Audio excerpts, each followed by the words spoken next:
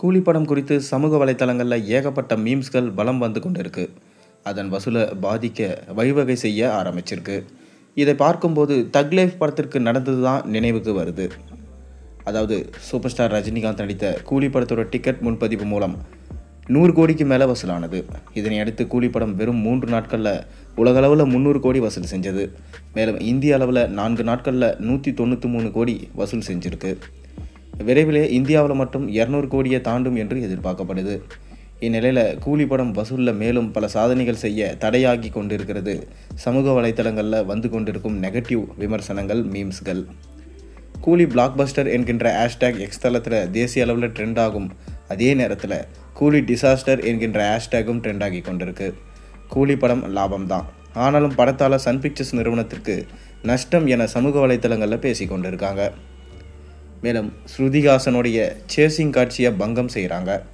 அகில உலக super star சிவாவின் Tamil படத்தை பார்த்துவிட்டு கூலி படத்தை இயக்கியிருப்பார் போன்று லோகேஷ் கனகராஜ் என கிண்டல் செய்கிறாங்க சமூக வலைத்தளவாசிகள். மேலும் லோகேஷ் கனகராஜ் ரஜினியை கிண்டல் செய்து மீம்ஸ் போட்டிருக்காரு. அதாவது சமூக வலைத்தளங்களில் யார் என்ன பேசினாலும் நமக்கென்னவென்று இருந்திட முடியாது. சமூக வலைத்தளங்களில் யார் என்ன பேசினாலும் நமக்கென்னவென்று இருந்திட முடியாது. சமூக வலைத்தளங்களில் வந்திருக்கும் மோசமான விமர்சனங்கள் சினிமா ரசிகர்களின் கவனத்தை ஈர்த்திருக்கு. கூலி படத்தை தியேட்டரில் பார்க்கலாம் என்று திட்டமிட்டவங்க இந்த நெகட்டிவ் விமர்சனங்களை பார்த்துவிட்டு ஓடிடியில் வரட்டும் பார்த்துக்கலாம் என்றாங்க. கூலி படம் பார்க்க தியேட்டருக்கு போகிறீங்களா என்று நாம் சிலரிடம் கேட்டோம். அதற்கு அவர்களோ சோஷியல் மீடியாவில் ரிவ்யூ நல்லா இல்லை, அந்த படத்துக்கு போய் 400 செலவு செய்ய முடியாது, எப்படியும் ஒரு மாதத்தில் ஓடிடியில் வரும், அப்போ பார்த்துருக்கலாம் என்று கூறுறாங்க.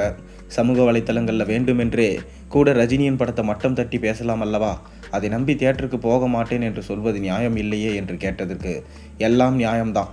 டூரிஸ்ட் ஃபேமிலி 3 BHK படங்களுக்கு சோஷியல் மீடியாவில் தான் வசூல் வந்தது. அதனால் சோஷியல் மீடியாவில் வரும் விமர்சனத்தில் நம்பலாம் என்று சொல்கிறாங்க. படம் திரைக்கு வந்தவுடன் அதனை ஆன்லைனில் கசிய விடும் ஆட்கள் தான் வசூலுக்கு வேட்டும் வைக்கிறாங்க என்கின்ற காலம் போய் சோஷியல் மீடியா விமர்சனங்கள் தான் வேட்டு வைக்கின்றன என்ற காலம் வந்து கொண்டிருக்கு. கூலி படம் ஓடும் தியேட்டரில் கூட்டம் சட்டென்று குறைய ஆரம்பிச்சிடுச்சு. இதே நிலை தொடர்ந்தால் கூலி படம் 1000 கோடி எல்லாம் வசூலிக்க முடியாமல் போய்விடும். இதற்கிடையே காசுக்காக நெகட்டிவ் விமர்சனம் செய்கிறாங்க என்று இயக்குனர் பிரேம்குமார் சொன்னது பேசும் பொருளாகியிருக்கு. கமல்ஹாசன் நடித்த டக் லைஃப் படம் எப்படி ஆச்சோ அதே போல தான் இப்போ கூலி படமும் ஆகியிருக்கு. உங்கள் கருத்துக்களை மறக்காம கீழே கமெண்ட்டில் சொல்லுங்கள்.